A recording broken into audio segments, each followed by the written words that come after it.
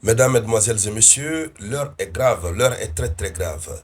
La Russie de Vladimir Poutine, dans la nuit du 27 au 28 août 2025, a procédé à une frappe massive jamais réalisée sur la capitale ukrainienne Kiev. Kiev n'a pas du tout dormi. La Russie a bombardé, bombardé comme pas possible. Et le pire, c'est que ce sont des frappes combinées. Ce sont des frappes combinées de missiles, de drones. Plusieurs infrastructures ont été touchées. Plus de distinction, des bâtiments, des immeubles résidentiels ont été touchés. On se demande qu'est-ce que la Russie veut.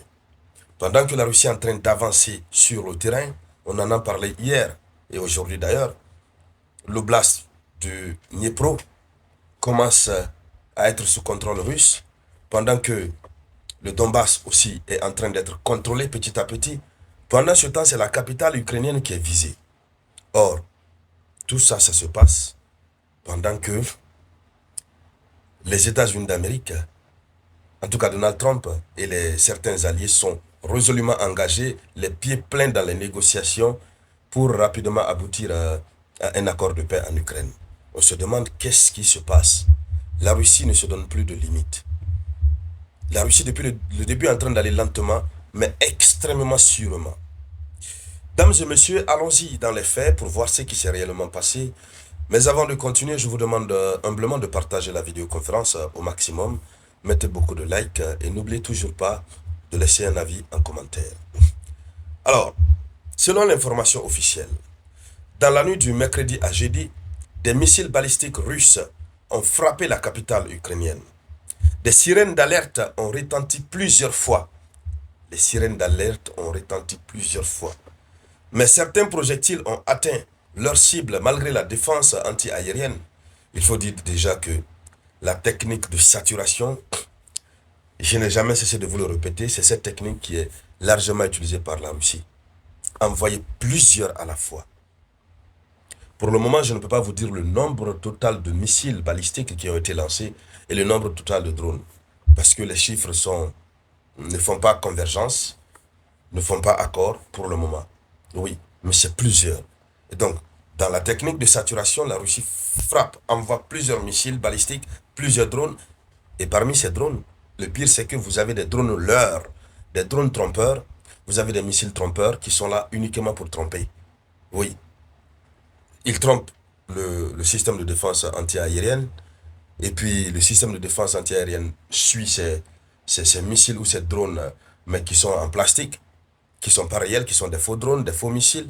Et puis ça ouvre la voie. Les vrais missiles et les vrais drones passent. Et c'est pourquoi les cibles sont toujours atteintes. Cette fois-ci, il y a eu plusieurs morts. Pour l'instant, on nous dit qu'il y a plus de 14 personnes à Kiev qui ont été envoyées au repos éternel, sans compter le nombre de blessés. Je vous dis que la situation prend une autre tournure. Oui. Alors, donc, le bilan humain, comme on le disait tout à l'heure, c'est dans les environs de 14 selon les dernières informations. Et plusieurs dizaines de blessés, dont certains sont graves. Si les hôpitaux n'arrivent pas vraiment à vite prendre soin d'eux, ce serait malheureusement le départ pour le repos éternel pour ces gens.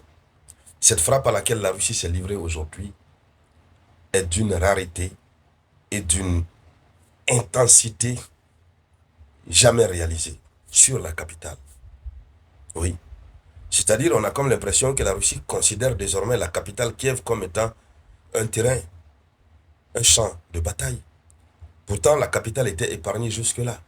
On ne sait pas ce qui est à la base de la fureur de la Russie, mais on a comme l'impression que les frappes récentes que l'Ukraine a eu à faire en profondeur du territoire russe, notamment Saint-Pétersbourg, qui a été frappé par l'Ukraine, hein, bon, pas la ville carrément, mais aux environs, on avait vu, l'Ukraine avait utilisé un drone de longue portée qui avait frappé une raffinerie près de Saint-Pétersbourg. Nous avions réalisé une vidéoconférence là-dessus.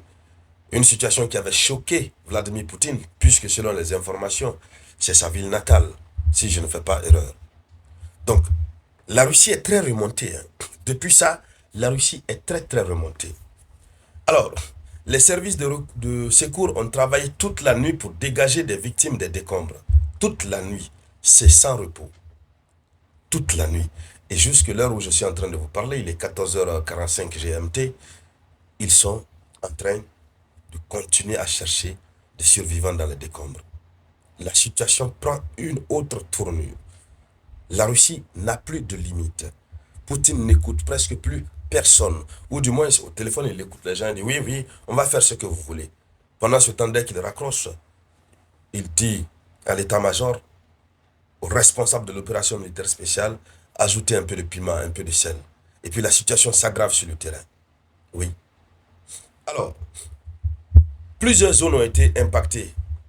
Quels sont les impacts concrets sur Kiev? Les impacts concrets. Les zones qui ont été touchées, on a des quartiers résidentiels qui ont été touchés.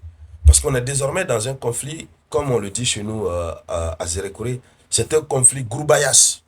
C'est-à-dire c'est groubayas, tout est mélangé. Oui, plus de distinction, plus de respect des principes qui régissent la guerre dans le cadre du droit international humanitaire. On envoie seulement. L'objectif, c'est envoyer, envoyer. C'est comme ce qui se passait entre l'Iran et Israël. Il n'y avait plus de distinction. La Russie avait déjà atteint ce niveau, mais cette fois-ci, ils ont dépassé le niveau. Donc, des quartiers résidentiels, des immeubles se sont effondrés. Des logements ont été détruits. Des routes et véhicules ont été endommagés. Je vous ferai voir des images. Et comme si tout cela ne suffisait pas, il y a des infrastructures énergétiques qui ont été sévèrement touchées. Des installations énergétiques électriques qui sont gérées par Ukrenergo, donc l'entreprise nationale, ont été frappées. Les rapports parlent de postes de transformation et de lignes à haute tension, des éléments clés du réseau électrique ukrainien. Ces éléments ont été frappés, ces éléments ont été touchés. Et ces équipements qui servent à la transmission, qui servent à transmettre et distribuer l'électricité dans Kiev et sa région ont été frappés. Pour le moment, on ne sait pas, est-ce que certaines zones de Kiev sont certainement coupées de courant, mais on y reviendra avec plus de détails. Alors, les conséquences immédiates, voilà, donc, il y a des coupures de courant dans plusieurs districts de la capitale. Coupure de courant. On n'a même pas besoin d'attendre une autre émission. Coupure de courant dans plusieurs communes de Kiev. Donc, la capitale même plonge dans le noir. Des évacuations d'habitants de bâtiments endommagés sont en cours. On fait sortir les gens qui habitaient les immeubles qui ont été endommagés. Des évacuations, oui, évidemment, des hôpitaux ont reçu un afflux massif de blessés avec une mobilisation accrue du personnel médical. Les hôpitaux sont remplis, débordés. Et donc, mesdames, mesdemoiselles et messieurs, voici le nouveau tournant dans le cadre du conflit russo-ukrainien. Je vous reviens tout à l'heure avec de nouvelles informations. C'était la voix de votre unique samouraï.